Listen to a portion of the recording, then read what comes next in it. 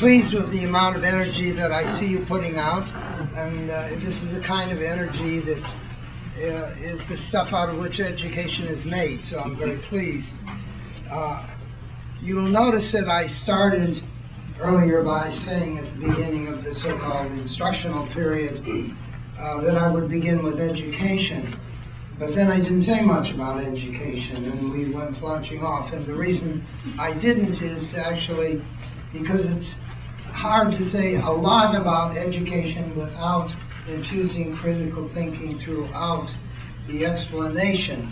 And now that you've learned a bit about critical thinking, we can revisit education and show the tight interconnection that exists between critical thinking and education. First of all, let me share with you the most powerful one-liner on education that I have ever come across. And it's powerful because it has such far-reaching implications, and yet it is perfectly simple. Again and again, I think the powerful things are simple and obvious. The problem is that most people miss it. Sort of like common sense. It's the one thing people lack. But in any case, here's this simple idea brought to you by William Butler Yeats, a poet. Education is not the filling of a pail. It is the lighting of a fire.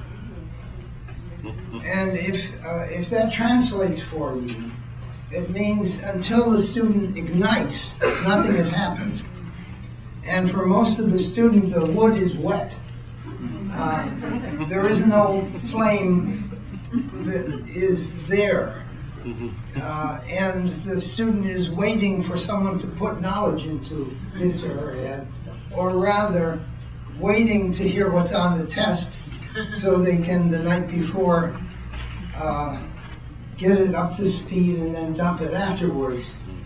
It's the stuff for most students on which is made on graduation day, thank God it's over, not now I'm off and running.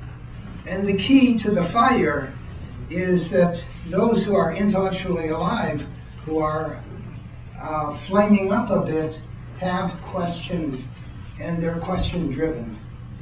They learn because there are things they want to know, and they seek what they want to know in order to learn them.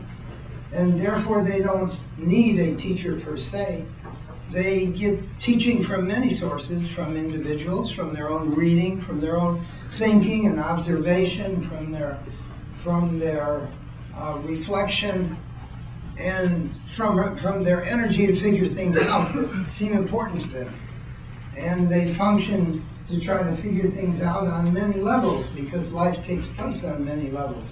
On the economic level, on the psychological level, on the historical, financial, personal level, on the ethical level. They're all of these levels are shot through with important questions, for many of which there is no one simple answer. And so in a way, critical thinking, education and critical thinking converge on the fact of engagement, and engagement focuses on the concept intellectual engagement. The intellect must be engaged, not just the emotions. We must be emotional about the intellectual, if you will. We must be able to be upset about the degree of fogginess in the political process, where people say nothing in many flowery words as if they were saying something, and where we need people standing up saying, in the last 20 minutes you haven't said anything. Say something of significance. Tell us something of importance. We've heard sound bites, now let us hear something that isn't a sound bite. So they're seeing through what is there, seeing a lot of mystification, a lot of propaganda, a lot of one-sidedness, a lot of wood for the pail, maybe, but not wood for the fire.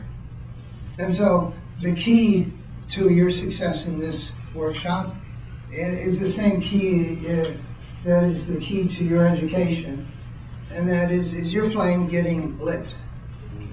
And though there is a place in education for inspiration, and so we hope that you come across or are a inspiring teacher. But the fact of the matter is, if we had to wait for inspiring teachers to learn, we'd be waiting a long time. Inspiring teachers are rare, and we have to learn from people who are not necessarily inspiring, but simply solid, intelligent, insightful, motivated individuals who care.